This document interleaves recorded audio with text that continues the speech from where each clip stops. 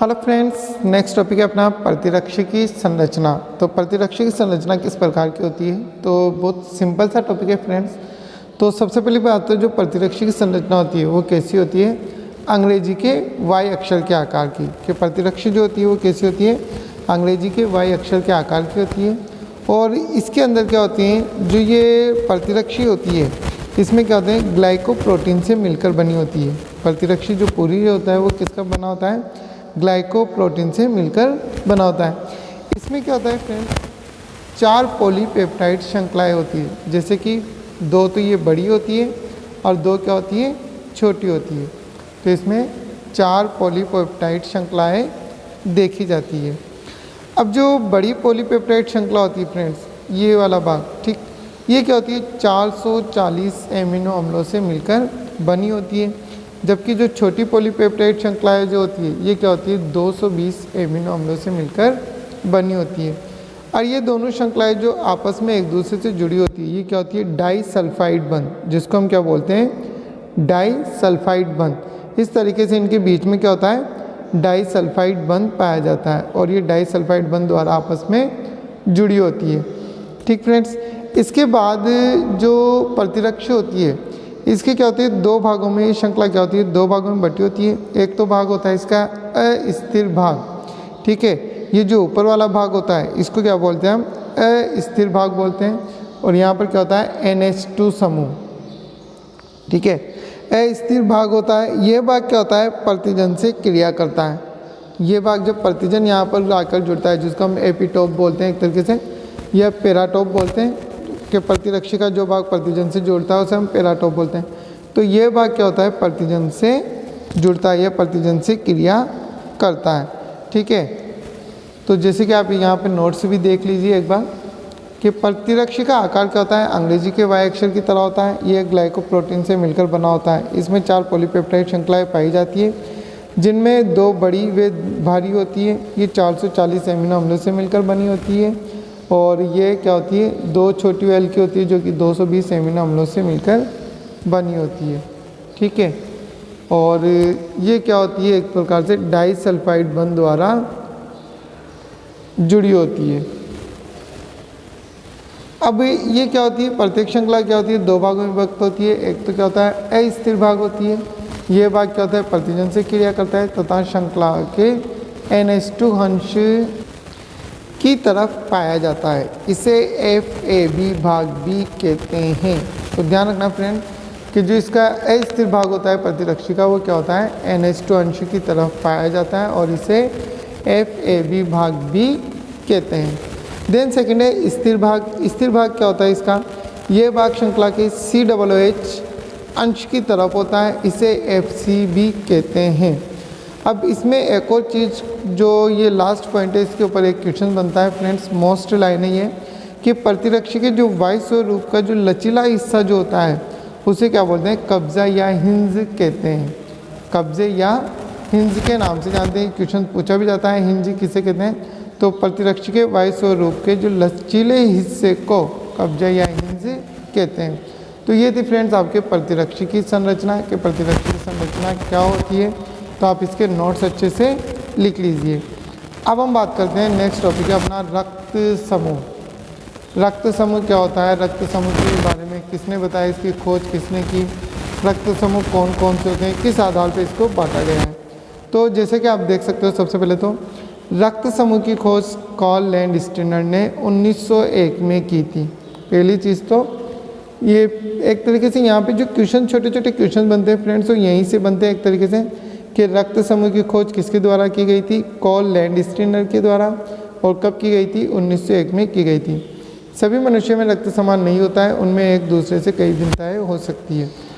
अब बात आती है कि जो रक्ताणु होते हैं RBC, रक्ताणु जिसको हम क्या बोलते हैं? RBC, red blood cell. रक्ताणु की सतह पर मुख्य रूप में 2 प्रकार के प्रतिजन होते हैं, A और B। जो RBC होती है उसकी सतह पर क्या होते हैं? 2 प्रकार के प्रतिजन पाए जाते हैं, A और B। और इसी के आधार पर क्या होते हैं? प्रतिजन के आधार पर ही रक्त 4 समूह में बांटा गया है, A, B, AB और O, ठीक है। और इसे शॉर्ट में अगर हम बात करें कि इसको जो ABO बांटा गया है, इस वर्गीकरण को ABO समूहीकरण कहते हैं। इस वर्गीकरण को क्या कहा जाता है फ्रेंड्स? ABO समूहीकरण कहते हैं। ठीक है, तो इसका ध्यान रखना आप, ये AB ये ऊपर वाली लाइन में और फिर ये नेक्स्ट लाइन के साथ कहते हैं। तो ध्यान रखना फ्रेंड्स, ये पूछा जाता है ABO समूहीकरण किसे कहते हैं, तो वहाँ पर हम आंसर देते हैं कि प्रतिजन के आधार पर रक्त को 4 समूह में बांटा गया है, ABO, और इस वर्गीकरण को ही ABO समूहीकरण कहा जाता है। ठीक, इसके बाद दूसरा, ये प्रतिजन प्रोटीन, ग्लाइको एवं ग्लाइको लिक्विड हो सकते हैं। जो इसके प्रतिजन क्या होते हैं? प्रोटीन है, ग्लाइको या ग्लाइको लिक्विड हो सकते हैं। नेक्स्ट बात इसमें पूछी जाती है RH समूहीकरण किसे कहते हैं? भाई ABO समूहीकरण तो हमारे समझ में आ गई बात कि प्रतिजन के आधार पर रक्त को 4 भागों में बांटा गया है, जिसे ABO समूहीकरण कहते हैं। अब बात आती है RH समूहीकरण क्या होता है? यदि रक्त कणिकाओं की सतह पर RH प्रतिजन उपस्थित हो तो उसे RH पॉजिटिव धनात्मक, और यदि नहीं होता है तो उसे RH नेगेटिव ऋणात्मक कहते हैं। ठीक है, ऋणात्मक कहते हैं, तथा इस व्यवस्था को RH समूहीकरण कहते हैं। सिंपल सा टॉपिक है फ्रेंड्स, समझ लेना। अगर RBC की सतह मतलब प्रतिजन RH प्रेजेंट है तो उसे पॉजिटिव, और प्रेजेंट नहीं है तो उसे नेगेटिव। ठीक फ्रेंड्स, ये RH पॉजिटिव और नेगेटिव के आधार पर ही क्या हम आगे डिस्कस करेंगे इसके बारे में, तो आप इसको थोड़ा सा ध्यान रख लेना इसके बारे में क्या होता है, क्या RH समीकरण। अब फ्रेंड्स यहाँ देखिए रक्त समूह किस प्रकार से डिवाइड होते हैं। जैसे रक्त समूह है AB और O, 4 रक्त समूह होते हैं। इनके ऊपर प्रतिजन क्या होते हैं? सेम। इस चीज़ को अच्छे से समझ लेना, प्रतिजन सेम होते हैं जो रक्त समूह है, क्योंकि प्रतिजन के आधार पर ही तो रक्त समूह को बांटा गया है। तो A रक्त समूह है तो प्रतिजन भी क्या होगा? A ही होगा। B रक्त समूह है तो प्रतिजन भी उसके ऊपर क्या है? B। AB रक्त समूह है तो प्रतिजन भी उसके ऊपर क्या होगा? AB होगा। चौथा जो है अपने यहाँ पर O, या फिर इसको शून्य भी बोल सकते हैं हम, कि जिस RBC के ऊपर कोई प्रतिजन ना हो एक तरीके से। ठीक, तो यहाँ पर इसको नाम दे दिया O, क्योंकि इंग्लिश के थ्रू चल रहे हैं तो इस वजह से इसको नाम दे दिया O ब्लड ग्रुप।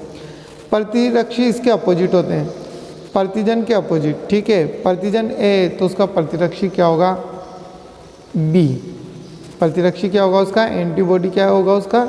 B। क्योंकि प्रतिजन A है तो इसका प्रतिरक्षी मतलब इसका प्रतिरक्षी B। इसका मतलब ये है अगर इस व्यक्ति के अंदर अगर कोई B ब्लड ग्रुप वाला व्यक्ति आता है, ठीक है, प्रतिजन यहाँ पर जैसे रक्त समूह A है, अब इसके अंदर किसी B ब्लड ग्रुप वाले का रक्त लिया जाता है तो ये उसको एक्सेप्ट नहीं करता, क्योंकि B के विरुद्ध यहाँ पर क्या बना हुआ है? एंटीबॉडी।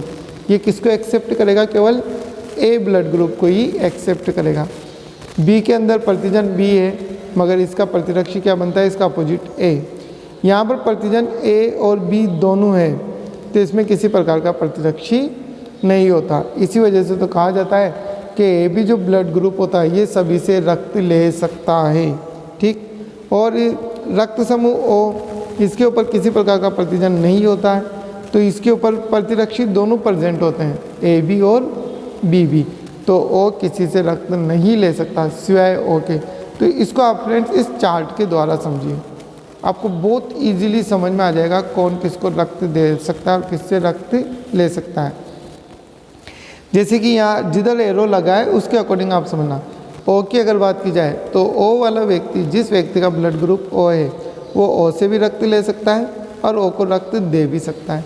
ठीक है, अब यहाँ चलो, अब O की अगर बात की जाए तो जिस व्यक्ति का ब्लड ग्रुप O है वो A को भी रक्त दे सकता है, AB को भी रक्त दे सकता है और B को भी रक्त दे सकता है। ठीक है, B को भी रक्त, मतलब O वाला व्यक्ति सभी को रक्त दे सकता है। इस वजह से O ब्लड ग्रुप को, O रक्त समूह को कहा जाता है सर्वदाता। इसको किस नाम से जानते हैं हम? सर्वदाता रक्त समूह। A की बात की जाए तो A वाला व्यक्ति A को तो रक्त दे सकता है और AB को भी रक्त दे सकता है। ठीक, मगर ये B को रक्त नहीं दे सकता, O को भी रक्त नहीं दे सकता। ठीक, ऐसे अगर AB की बात की जाए तो AB की केवल सिर्फ और सिर्फ किसको रक्त दे सकता है? जिस व्यक्ति का ब्लड ग्रुप AB है वो सिर्फ AB वाले व्यक्ति को ही ब्लड दे सकता है, बाकी और इनमें से किसी को भी रक्त नहीं दे सकता। रक्त सबसे ले सकता है, इस वजह से इसको कहा जाता है सर्वग्राही। ध्यान रखना फ्रेंड्स, ओ ब्लड ग्रुप सबको रक्त दे सकता है, इस वजह से सर्वदाता कहते हैं। ए बी ब्लड ग्रुप सबसे रक्त ले सकता है, इसलिए इसको सर्वग्राही कहते हैं। तो इस चार्ट के द्वारा आप इजीली समझ जाओगे कौन किसको रक्त दे सकता है और किसको रक्त ले सकता है। अब हम बात करते हैं, नेक्स्ट है RH कारक। तो RH कारक क्या होते हैं फ्रेंड्स, कि RH कारक की अगर बात की जाए तो कि RH कारक लगभग 417 एमिनो अम्लों से बना एक प्रोटीन है और इसकी खोज लैंडस्टीनर और विनर ने 1940 में मकाका रिसिस नामक बंदर में की थी। ठीक है फ्रेंड्स, इस चीज़ को अच्छे से ध्यान रख लेना कि इसकी खोज किसके द्वारा की गई थी, लैंडस्टीनर और विनर के द्वारा, और मकाका रिसिस नामक बंदर में की गई थी।